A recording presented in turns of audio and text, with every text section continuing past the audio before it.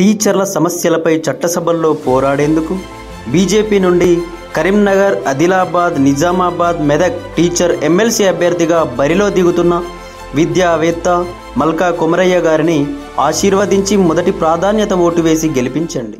నమస్తే, welcome to ఒక TV. ఏదైతే ఆదిలాబాద్, నిజామాబాద్, కరీంనగర్, మెదక్ సంబంధించిన ఎమ్మెల్సీ టీచర్స్ ఎలక్షన్స్ అయితే రాబోతా ఉన్నా 27న. దీనికి సంబంధించి టీచర్స్ ఎవరి వైపు సపోర్ట్ చేస్తా ఉన్నారు, అటు కాంగ్రెస్ కా, ఇటు బీజేపీ కా, ఇంకా మిగతా ఇండిపెండెంట్ చాలా మంది వారికి ఎవరికి సపోర్ట్ గా ఉంటా ఉన్నారు అని చెప్పేసి కూడా కామెంట్ లో ఉపాధ్యాయులకు సంబంధించి కొందరు ఉపాధ్యాయులతో మంది ఉన్నారు.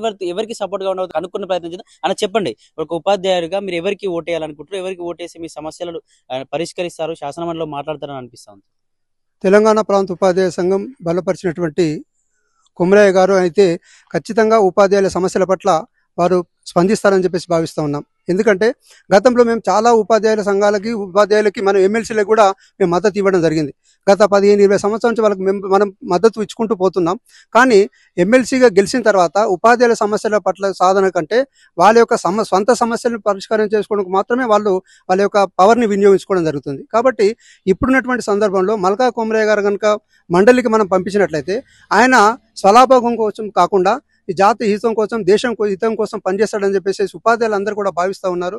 వారి ద్వారా ఒక సమాజానికి ఒక మంచి సంకేతాన్ని ఇవ్వాలనేటువంటి ఉద్దేశంతో ఉపాధ్యాయులు అందరూ కూడా ఈ రోజు ఉన్నారు. కాబట్టి ఖచ్చితంగా మల్కా కొమరయ్యను గెలిపించడానికి ఉపాధ్యాయులందరూ కూడా సిద్ధమైన చెప్పేసి మేము భావిస్తాం.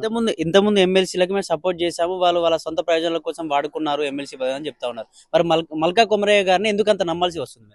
గతంలో ఉన్నటువంటి మల్కా కొమరయ్య గారిని మేము ఎందుకు నమ్ముతున్నామంటే, మల్కా కొమరయ్య గారు లాభాపేక్ష కోసం కానీ ఇక్కడ భారతీయ జనతా పార్టీ అనేటువంటి సారి వెనుక ఉంది కాబట్టి వారు ఖచ్చితంగా ఒక వ్యవస్థ నిర్మాణానికి ఒక సిద్ధాంత పరంగా వాళ్ళు కట్టుబడి ఉంటాడు. గతంలో ఉన్నటువంటి ఉపాధ్యాయ ఎమ్మెల్సీలు ఎవరైతే ఉన్నారో వాళ్ళకి ఒక సిద్ధాంతం లేదు. వాళ్ళు ఎవరు లాభం చేస్తే వాళ్ళ వెనుక పోయేటటువంటి సిద్ధాంతం, వాళ్ళ సిద్ధాంతమే అంతే. కాబట్టి ఈ రోజు ఒక వ్యవస్థ నిర్మాణం చేస్తున్నప్పుడు ఒక వ్యక్తి యొక్క అభిప్రాయానికి ఎక్కడ కూడా ప్రాధాన్యత ఉండదు. వ్యవస్థ నిర్మాణం ఉంది కాబట్టి ఆ వ్యవస్థలో ఎవరైతే పనిచేస్తారో, వ్యవస్థ ఏదైతే సమాజానికి ఏ సందేశాన్ని ఇవ్వాలని అనుకుంటుందో దాని కొరకు మాత్రమే పనిచేస్తుంది. కాబట్టి ఇక్కడ మల్కా కొమరయ్య గారు తీసుకునేటువంటి నిర్ణయాలు ఏవైతే ఉన్నాయో సమాజ హితం కోసం నిర్వహించబడి, అదేవిధంగా భారతీయ జనతా పార్టీ యొక్క లక్ష్యం కోసం, ఈ దేశ హితం కోసం పనిచేయడం జరుగుతుంది. కాబట్టి వారు సొంత నిర్ణయాలకు కట్టుబడి ఉండరు. దేశం కోసం, ధర్మం కోసం పనిచేస్తాడు. ఒక సిద్ధాంతం పనిచేసేటువంటి పార్టీలో ఆయన పనిచేస్తున్నారు. కాబట్టి ఆయన ఖచ్చితంగా మనం దేశం కోసం, ఉపాధ్యాయుల సమస్యల కోసం పోరాడతారని చెప్పేసి ఈ విధంగా మేము భావిస్తా ఉన్నాం. అలాగే పిఆర్టీ నుంచి నరేందర్ రెడ్డి గారు కూడా ముందంజలోనే ఉన్నారు. ఆయన కూడా కొంచెం ఉపాధ్యాయులు పట్టం కట్టే అవకాశం ఉందని చెప్తా ఉన్నారు. ఎంతవరకు నిజం అంటారు? ఇక్కడ కేవలం ఒక వ్యవస్థలో అంటే ఇక్కడ ఉన్నటువంటి సందర్భంలో దేశం కోసం, ధర్మం కోసం పనిచేసేటువంటి ఒక వ్యవస్థ అనేటువంటిది కావాలి. పోటీ ఎవరు చేస్తారో అనేటువంటిది సందర్భం కాదు.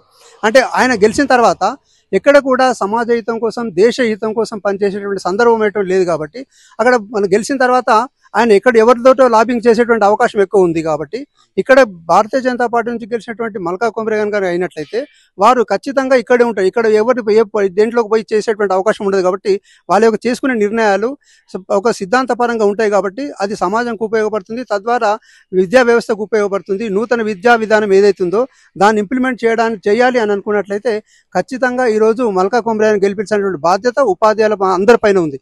ఎందుకంటే ఈరోజు కేంద్ర ప్రభుత్వం నూతన జాతీయ విద్యా విధానాన్ని ప్రవేశపెట్టింది. దాన్ని ఇక్కడ మనం ఇంప్లిమెంట్ చేయడం లేదు. తెలంగాణ రాష్ట్రంలో ఇంప్లిమెంట్ చేయడం లేదు. అదే కనుక మన మండలిలో వాయిస్ ఇచ్చి మనం బలం కనుక పెంచినట్లయితే ఖచ్చితంగా మన నూతన జాతీయ విద్యా విధానాన్ని అమలు చేసుకుంటాం. ఈరోజు విద్యా వ్యవస్థ సమూలంగా ఉన్నతమైనటువంటి స్థితిలోకి వెళ్ళడానికి అవకాశం ఉంటుంది. కాబట్టి ఆ నూతన విద్యా విధానాన్ని అమలు చేయాలనుకున్నట్లయితే మనం ఖచ్చితంగా ప్రతి ఉపాధ్యాయుడు కూడా మల్కా కొమరయ్య గారికి మొదటి ప్రాధాన్యతను ఓటేసేసి గెలిపిస్తే దాన్ని మనం సాధించుకోవడానికి వారు ముందుంటారని చెప్పేసి మేము భావిస్తాం. ఉపాధ్యాయులలో ఏదైతే ప్రధానంగా ఎలాంటి సమస్యలు ఉన్నాయి, ఈ సమస్యల పట్ల నిజంగానే శాసనమండలిలో మాట్లాడతారని అనిపిస్తుంది సార్? ఎట్లాంటి సమస్యలు ఉన్నాయి ప్రధానంగా మీ దాంట్లో? ఉపాధ్యాయులకు ఉన్నటువంటి ప్రభుత్వానికి ఖచ్చితంగా మనకు పిఆర్సీ 5 సంవత్సరాలకు ఒకసారి పిఆర్సీ రావాలి. దానికి ఏ పార్టీతో సంబంధం లేదు, దేంతో సంబంధం, అది విధానపరంగా రావాల్సినటువంటి హక్కు ఉపాధ్యాయులు ఉద్యోగ సంఘాలకి, నాట్ ఓన్లీ ఉపాధ్యాయులు, ఉద్యోగ సంఘాలు ఉద్యోగులందరికీ కూడా, తెలంగాణ రాష్ట్రంలో ఉన్న ఉద్యోగులందరూ కూడా 5 సంవత్సరాల తర్వాత ఒక పిఆర్సీ రావాలి. అదేవిధంగా ప్రతి ఉద్యోగికి ప్రమోషన్స్ వ్యవస్థ అనేటువంటి ఉండాలి. అంటే ప్రమోషన్ ఎప్పుడు ఉంటుంది? రిక్రూట్మెంట్ ఉంటేనే ప్రమోషన్ ఉంటుంది. కాబట్టి అన్ని పాఠశాలల్లో ఈరోజు చూస్తే ఎక్కడ చూసినా వేకెన్సీలు ఉంటున్నాయి. పిల్లలతో క్లాస్ ఒక ప్రైమరీ స్కూల్ కనుక చూసుకున్నట్లయితే 60 మంది పిల్లలు ఉంటారు, 2 టీచర్లు ఉంటారు. 2 టీచర్లు ఉంటే 5 క్లాసులు చెప్పాలి. 5 క్లాసులకి ఒక్కొక్కరు 4 సబ్జెక్టులు ఉంటాయి. అయినా 20 సబ్జెక్టులు ఒక 2 టీచర్ ఎట్లా సాధ్యమవుతుంది చెప్పడానికి? కాబట్టి ఇక్కడ ఒక ప్రతి క్లాస్కి ఒక టీచర్ ఉండాలి. ఖచ్చితంగా ఆ నిర్ణయాన్ని మనం భారతీయ జనతా పార్టీ మల్కా కొమరయ్య గారికి మేము రిప్రజెంట్ చేయడం జరిగింది. వారు ఖచ్చితంగా ఆ ప్రయత్నం చేస్తానని చెప్పడం జరిగింది. కాబట్టి ప్రతి టీచర్ ఒక క్లాస్కి 1 క్లాస్ ఫర్ 1 టీచర్ కనుక ఉన్నట్లయితే ప్రభుత్వ స్కూల్ ఖచ్చితంగా బలోపేతం అయితే ప్రైవేట్ వ్యవస్థ అనేటువంటి నిర్మూలన చేయడానికి కూడా ప్రభుత్వ ఉపాధ్యాయులు అందరూ కూడా నిష్ణాతులు ఉన్నారు. అంటే అంత క్వాలిఫైడ్ టీచర్స్ ఉండి కూడా మరి ఈరోజు వ్యవస్థను పిల్లలు ఎవరైతే తగ్గుతున్నారో దానికి కారణం ఏంటంటే ప్రభుత్వం చేసినట్టు తీసుకుంటున్న నిర్ణయాలు, పాఠశాలల్లో మౌలిక వసతులు లేకపోవడం. ఇప్పుడు ఉన్నటువంటి పిల్లలందరికీ టాయిలెట్స్ ఉండవు. 200 మంది పిల్లలు ఉంటే 4 టాయిలెట్స్ ఉంటాయి. ఆ విధంగా ఇప్పటివరకు మొన్నటిదాకా అసలు స్క్రావెంజర్స్ లేరు స్కూళ్ళల్లో. ప్రభుత్వానికి రిప్రజెంట్ చేయడం కారణంగా ఇప్పుడు వచ్చినటువంటి కొత్త గవర్నమెంట్ కేవలం ఒక ఉపాధ్యాయ అంటే వాడికి పాఠశాలను నిర్వహించుకోవడానికి ఒక స్క్రావెంజర్ని చెప్పడం జరిగింది. ఇంతమంది ఎమ్మెల్సీలు ఎవరైతే ఉన్నారో మీ తరపున గెలిపించిన వ్యక్తులు ఎప్పుడు వీటిపైన మాట్లాడే ప్రయత్నం చేయలేదు. ఇప్పటి వరకు వాళ్ళ రిప్రజెంటేషన్ ఎప్పుడు కూడా చేయలేదు. ఎప్పుడు ఏవిఎన్ రెడ్డి గారు వచ్చిన తర్వాత వారు రిప్రజెంటేషన్ చేస్తే మళ్ళీ ఎవరైనా అనుకుంటారు అని చెప్పేసి వీళ్ళు కూడా రిప్రజెంట్ చేయడం స్టార్ట్ చేశారు. మరి అది 10 సంవత్సరాల నుంచి ఒక స్క్రావెంజర్స్ని మనం రిక్రూట్మెంట్ చేయలేకపోతే మరి దాంట్లో స్కూళ్ళల్లో పిల్లలకి మన హైజెనిక్ పిల్లలు ఉండాలి, పిల్లలకి శుభ్రంగా ఉండాలని చెప్పేసి కోరుకుంటాం. మరి ఎవరు ఊడాలంటే పాఠశాలలో పిల్లలు టీచర్లు వచ్చి ఊడ్చుకుంటారు, రూమ్లు ఊడ్చుకుంటూ కూర్చుంటారండి. ఈ విధంగా మరి చాలాసార్లు డిపెండ్ చేస్తే ఇప్పుడున్నటువంటి ప్రభుత్వం కేవలం ఒక స్క్రావెంజర్స్ ఇవ్వడం జరిగింది. వాళ్ళకి ఒక 3 నెలల జీతం ఇప్పటివరకు ఇచ్చారు. ఇంకా 3 నెలల జీతం 6 నెలలు ఇప్పటివరకు వాళ్ళకి జీతాలు లేవు. వాళ్ళు ఎప్పుడు స్కూళ్ళల్లో పని చేయండి అమ్మా అంటే మాకు అసలు జీతాలు రావట్లేదు, ఏం పని చేయాలండి. ఈ విధంగా అంటే అది కంపల్సరీ అండి. ఇప్పుడు ఇలా పాఠశాలలో ఒక టీచర్ ఒక గంట పాఠం చెప్పకపోయినా నడుస్తుందేమో కానీ పిల్లల్లో శుభ్రంగా లేకపోతే పిల్లలు హైజెనిక్ అయితే ఉండాలి కదా, పిల్లలు పరిశుభ్రంగా లేకపోతే పిల్లలు ఎట్లా ఉంటారు. దానిపైన ప్రత్యక్షమైనటువంటి చర్యలు తీసుకోవాలని చెప్పేసి గవర్నమెంట్కి చాలాసార్లు రిప్రజెంట్ చేయడం జరిగింది. దాని ద్వారా క్రమక్రమంగా చేస్తామని చెప్పేసి ప్రభుత్వం కూడా చెప్పడం జరిగింది. మీ తోటి ఉపాధ్యాయులు ఎవరైతే చాలా మంది మీ సీనియర్స్ ఉంటారు, మీకు సంబంధించిన జూనియర్స్ ఉంటారు, వాళ్ళందరికీ మీరు ఏం చెప్పాలనుకుంటారు? ఎవరిని ఎన్నుకుంటే మీ సమస్యలు పరిష్కారం అవుతుందని చెప్పి ఏం చెప్పాలనుకుంటున్నారు?